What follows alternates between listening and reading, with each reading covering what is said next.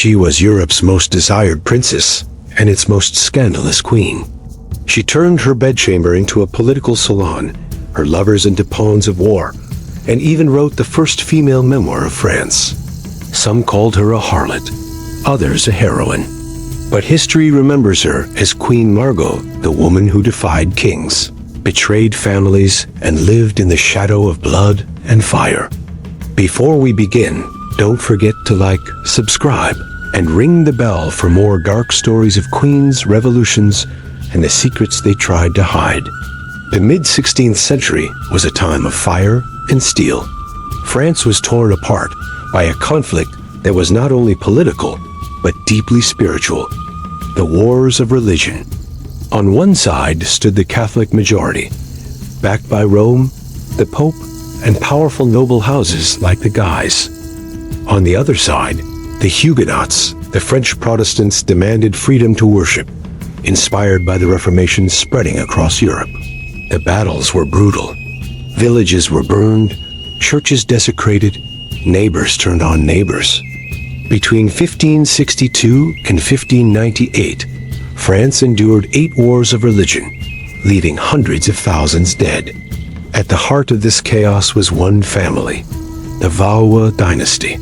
King Charles IX sat on the throne, young and volatile, haunted by nightmares and visions of blood.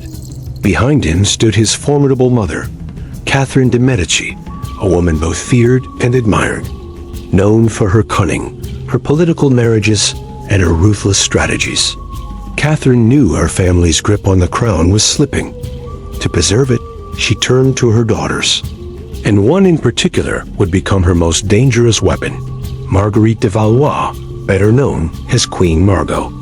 Marguerite was born in 1553, the daughter of King Henry II of France and Catherine de' Medici. From the beginning, she stood out. Unlike many princesses destined for convents or political marriages, Margot was brilliant, passionate, and unafraid.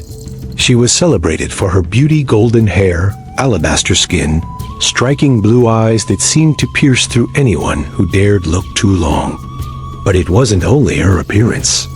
She was exceptionally well-educated, fluent in Latin, Italian, and Spanish, and raised on the classics.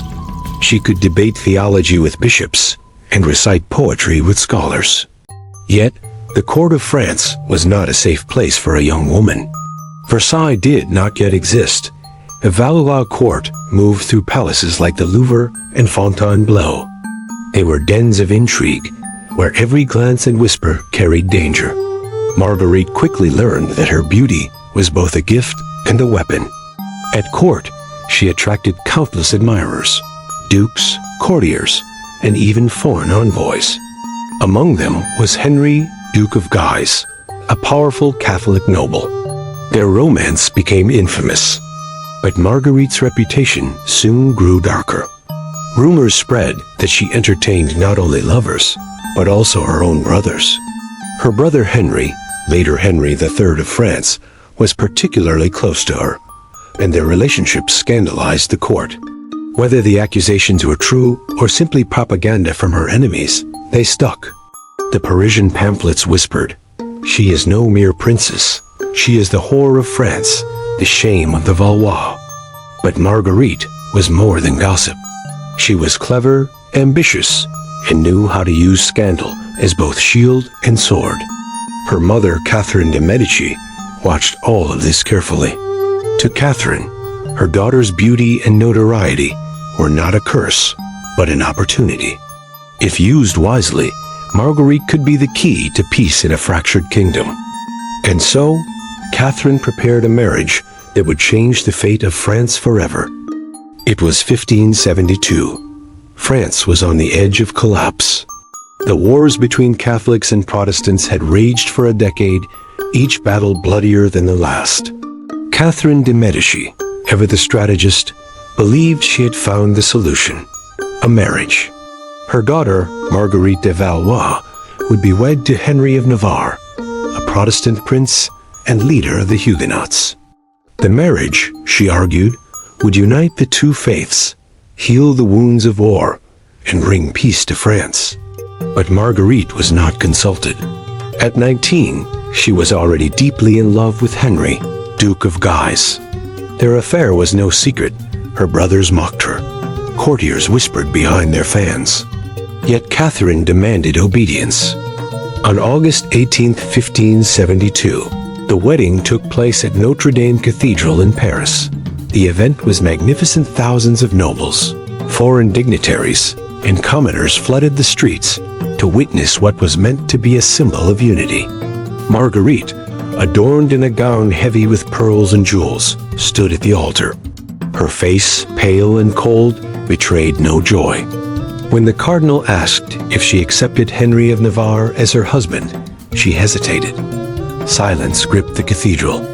Only when her brother, King Charles IX, roughly pressed her head down in assent did she murmur the words. The marriage was sealed, but not blessed. For 6 days, Paris celebrated with feasts, tournaments, and masquerades. Huguenot leaders traveled from across France to honor the new alliance. But beneath the laughter and music, tension boiled. The Catholic Guise family plotted revenge, and Catherine herself grew uneasy about the rising influence of Protestant leaders within her own palace. Then, in the early hours of August 24th, the bells of Saint-Germain-l'Auxerrois rang. It was the feast day of Saint Bartholomew. That night, Paris became a slaughterhouse. Catholic mobs, urged on by nobles and priests, descended upon the Huguenots. Swords and pikes tore through the streets. Corpses floated in the Seine.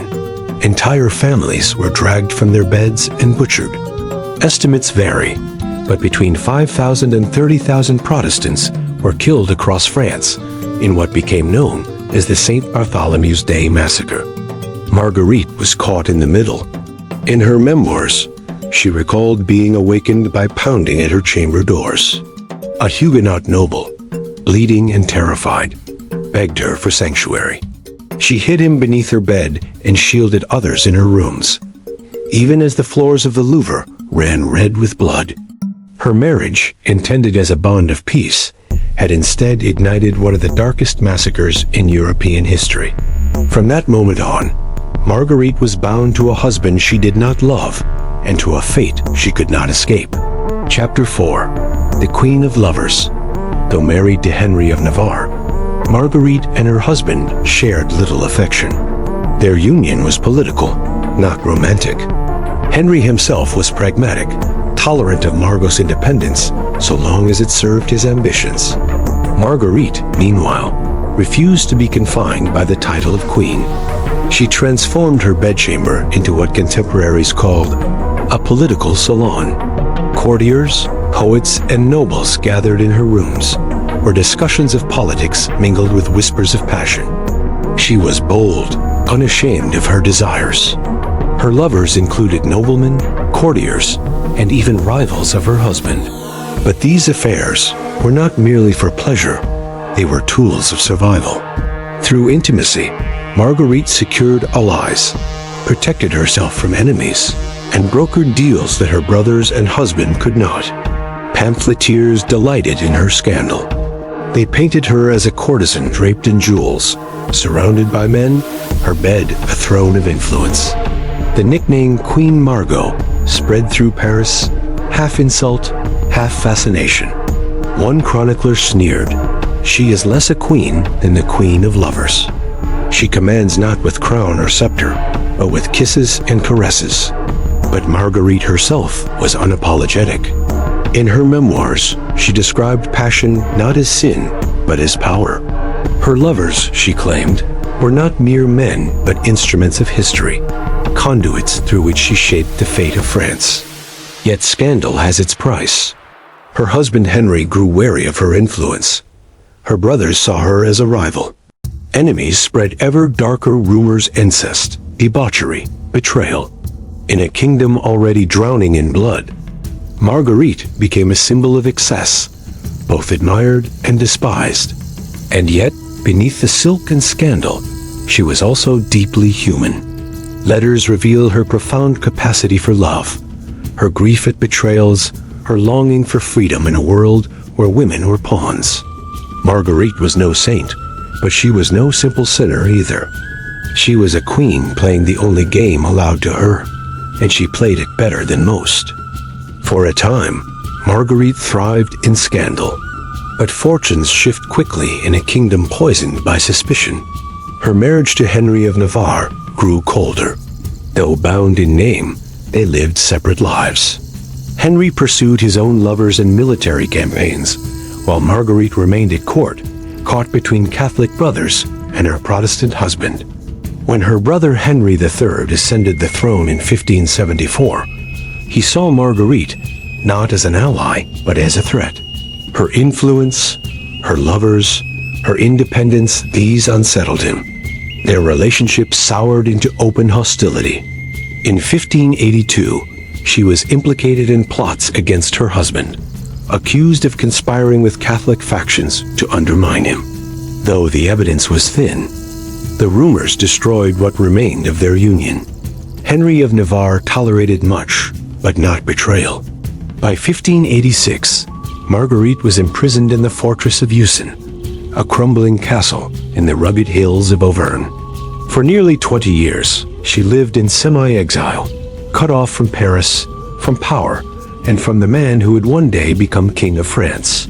Yet Marguerite refused to fade into silence.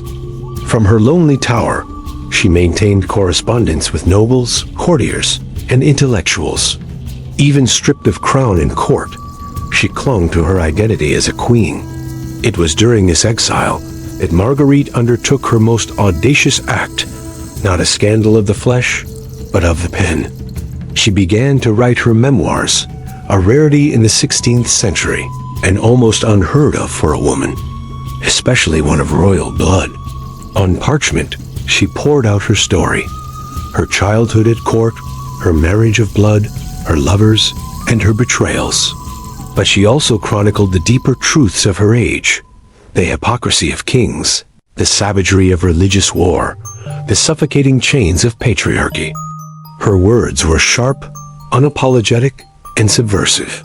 She described herself not as a victim, but as a woman who dared to live fully, even recklessly, in a world designed to cage her. Most shocking of all was her declaration, "My body is mine to govern." For the men of the Paris Parliament, this was blasphemy. In their eyes, a woman, especially a queen, had no body of her own. Her flesh was property, first of her father, then of her husband, finally of the state. To claim sovereignty over her own body was an act of rebellion as dangerous as heresy. The memoirs circulated in secret, copied and whispered from salon to salon. Some read them as pornography, others as treason. But to later generations, they would be remembered as one of the first great acts of female self-expression in Europe. Marguerite had lost her throne, her marriage, and her freedom. But with ink and parchment, she carved out a new kind of power, one that could not be taken from her.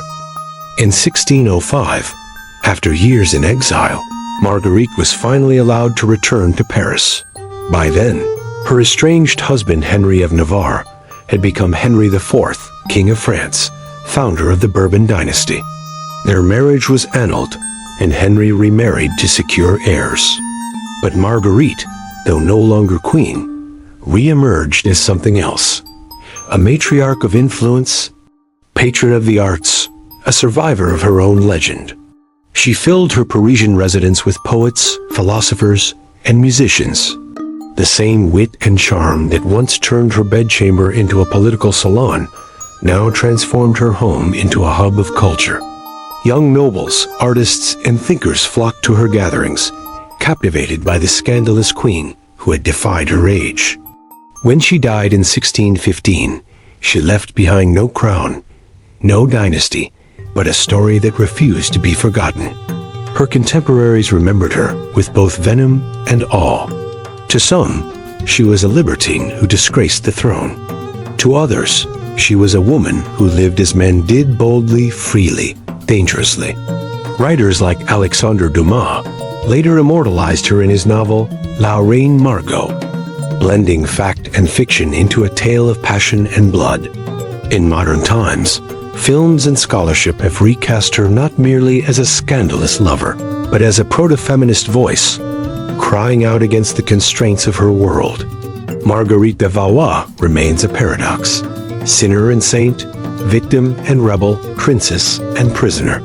She was born into fire, married into blood, and lived through scandal. In her lifetime, she was reviled as a whore, adored as a muse, feared as a traitor. Yet with her pen, she wrote herself into history, not as men wished to remember her, but as she truly was. Marguerite de Valois Margot was not just the Queen of France. She was the queen of her own body, her own words, and her own destiny. If you enjoyed this story, don't forget to like, comment, and subscribe for more tales of queens, scandals, and the dark history they tried to hide.